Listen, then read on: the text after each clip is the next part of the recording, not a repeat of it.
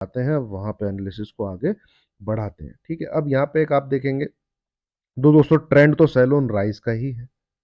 ठीक है, इसमें कोई चेंज नहीं है। अब देखिए, आप एक चीज समझिएगा, नीचे से बाइंग आपको दिखती है, यहां से दिखती है, यहां से दिखती है, यहां से दिखती है, तो आप ये भी कह सकते हो बाय ऑन डिप्स है। ठीक है, बाय ऑन डिप्स है, बाय ऑन डिप्स का एरिया एक ही है, 23,500। ठीक है, पर जब ऊपर की तरफ मार्केट जा रहा है, मार्केट का जो रिजेक्शन के जो पॉइंट है वो कहीं से भी रिजेक्शन आ सकता है। पहला तो ये ही है। ठीक है, ये आपने यहाँ पे देखा, ये है आपका 23,850 से लेके 23,900। फिर एक रिजेक्शन पॉइंट ये वाला भी है जो कि 24,000 के आसपास आता है। ठीक है, और इसके भी ऊपर रिजेक्शन पॉइंट फिर ये है 24,200 का। अगर आप मुझे पुराने टाइम से देखते आ रहे हैं तो इन लेवल की चर्चा मैं आपके साथ कर चुका हूँ। ठीक है, कि भाई 24,200 एक सेल ऑन राइज का लेवल, तो ये सेल ऑन राइज के नंबर हैं। ठीक है, मार्केट अगर ऊपर आता है तो आप यहां से सेल कर सकते हैं उसको 850 से लेके 900 के बीच में। ठीक है, तो 925 940 पे आप ऐसा ले जाइएगा अगर स्क्रीन पे आता है, इस जोन में सेल करते हैं। ठीक है, और थोड़ा सा अगर ज़्यादा है तो भाई आप 24,000 पे भी रख सकते हैं एसएल को, मतलब थोड़े से अग्रेसिव है। बट ये जो तीन जोन है, पहला, दूसरा, तीसरा, जब तक निफ्टी नीचे है, निफ्टी का जो ट्रेंड है वो सेल ऑन राइज है। ठीक है, ये यहां पे आप बाइंग करते हैं, ये आपकी चॉइस है, क्योंकि यहां से बार बार रिवर्सल आता है, 23,500 23,600 के बीच में से बार बार ऊपर की तरफ जंप आता है।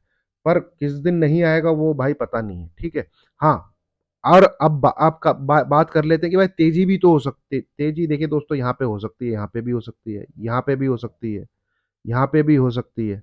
ठीक है, अगर आप इस तेजी को ट्रेड करना चाहते हैं तो भाई इसमें बहुत रिस्क इन्वॉल्व है, बहुत रिस्क इन्वॉल्व है।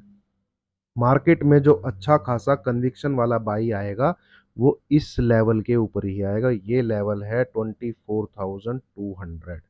जब तक निफ्टी, हालांकि इसके ऊपर क्लोज होने से भी मार्केट में ऊपर से सेल ऑफ आ सकता है बड़ा वाला। ठीक है, पर हमें जो लर्निंग के साथ अर्निंग करनी है भाई, जो क्या कहते हैं, अलाउ नहीं कर रहा है पीस। ठीक है, यहां में लगा के आपको समझाने की कोशिश करता हूं। ठीक है, देखिए, जब तक इसके ऊपर नहीं निकलेगा ना, कन्विक्शन के साथ बाई नहीं, ये एक, इसने हाई किया, फिर एक लो आया। ठीक है, अब इसमें ये यहां से भी पलटी मार सकता है। ठीक है, यहां से भी पलटी मार सकता है, यहां से भी पलटी मार सकता है, यहां से भी पलटी मार सकता है। इस प्रकार से नीचे से कहीं से भी आ सकता है, और हो सकता है भाई ये यहीं से सरक जाए। ठीक है, क्योंकि ये नीचे आके एक जंप ले चुका है ऊपर, है ना। और अगर इसके ऊपर भी जाता है तो हो सकता है भाई एक नया 24,500 से नीचे सरक जाए। पर जो बाई बनेगा, आप मतलब कहने का मतलब ये है कि जो ठंडे दिमाग से और अच्छे से कन्विक्शन के साथ घर के अंदर कॉल लेके जा सकते हैं, तो वो जब तक 24,200 के ऊपर, ठीक है, अच्छे से क्लोजिंग ना करे ग्रीन कैंडल के साथ, तब तक आप ये समझ के रखिए मार्केट कहीं से भी नीचे की तरफ सरक सकता है। कोई भी राइज आता है, बड़ा प्लेयर बैठा हुआ है ऊपर, वो अपना माल छोड़ना चालू कर देता है, मार्केट नीचे फिर गिर जाता है। ये आपने अब तक देखा है। और मार्केट के अंदर बाइंग एक ही जोन से आ रही है। ठीक है, वो ये वाला जोन 23,500। तो यहां से अगर आप बाई करते हैं, मैं ये मना नहीं कर रहा कि ये बाई का एरिया नहीं है, यहां से बाई कर सकते हैं। पर भाई ऊपर जाके इंट्राडे के अंदर ही उस कॉल को बुक कीजिए, इंट्राडे में ही बुक कीजिए, घर में लेके मत जाइए कि मैंने 23,500 से बाई कर रखा है, मैं 23,700 की क्लोजिंग हो रही है 200 पॉइंट ऊपर, मैं घर में लेके चला जाता हूँ। ये ऐसा मार्केट नहीं है। कहने का मतलब ये है, ट्रेंड जो है वो सेल राइज का है। ट्रेंड कब कंफर्म होगा बढ़िया तरीके से पूरा तेजी का, वो जब तक यहां से ऊपर नहीं आएगा। पैटर्न, वेव पैटर्न को समझिए। जो डब्लू लोगों को दिमाग में घुस रहा है, वो डब्लू भी तो बनना तभी चालू होगा यहां से, जब वो इसके ऊपर निकल जाए। तो छोड़ दीजिए इस चीज को यार। ठीक है, और इस चीज को अगर आपको ट्रेड भी करना है, कि मान लीजिए आपको ये डब्लू ट्रेड करना है, तो ये छोटे वाला डब्लू ट्रेड कर लेना, इतनी टांग को ट्रेड कर लेना।